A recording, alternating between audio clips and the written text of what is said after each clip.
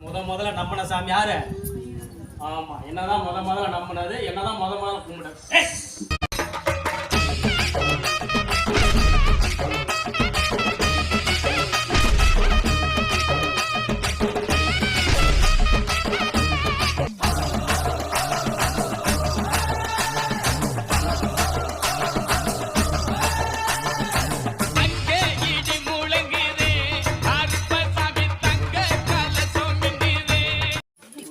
கருப்பசாமி, நீங்க சொன்ன மாதிரி கரெக்டா போயிட்டு எல்லாமே முடிச்சு வெற்றிகரமா முடிச்ச சாமி படி முடிச்சு.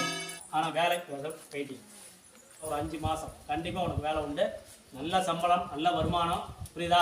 இது பண்ணிக்கிற பயன்படுத்திக்கோ, புரியுதா? வேற என்ன வேலை வாங்கினோடனே பசுமா சம்பளத்துல ரெட்டை வெட்டி இருந்தா இதுக்கு கீழே தம்பி வாரிசு பையன் இருக்கிறான், புரியுதா? அதுதான் உன்னோட கேள்வி, புரியுதா? இல்ல, இதுக்கு ஃபஸ்ட்டு உட்கார வச்சாரு, அதுக்கப்புறம் தான் அவன் உட்காரணும். முன்னால் அவனை உட்கார வைக்கிறதுக்கு வாய்ப்பு இல்லை. முதல்ல இதை உட்கார வச்சுட்டு அதுக்கப்புறம் அந்த பையனை உட்கார வச்சாரு, புரியுதா? இந்த 5 மாதத்தில் நீ உட்காந்து இருக்கணும். நல்ல சம்பளம், நல்ல வருமானம், கண்டிப்பாக வந்து இது பண்ணிக்கலாம், புரியுதா? நீ சாமியை கும்பிட மாட்டேன் இல்லையா? சாமியே அந்த பொண்ணு கும்பிடாதியா, புரியுதா? சாமி கும்பிடாது, சாமி சொல்கிறதெல்லாம் சாமி இல்லை பேய் இல்லை.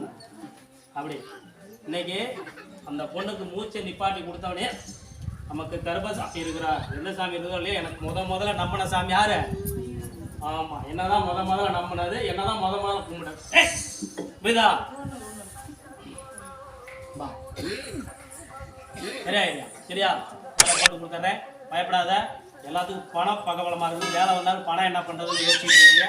அதெல்லாம் ஒன்றும் பிரச்சனை இல்லை. கம்மியாக வந்து பணம் வந்து கம்மியாக கட்டுற மாதிரி இது பண்ணி விட்டு உனக்கு வேலை உள்ள நினச்சி விட்டு சரியான சம்பளத்தில் இது பண்ணி விட்டு, புரியுதா?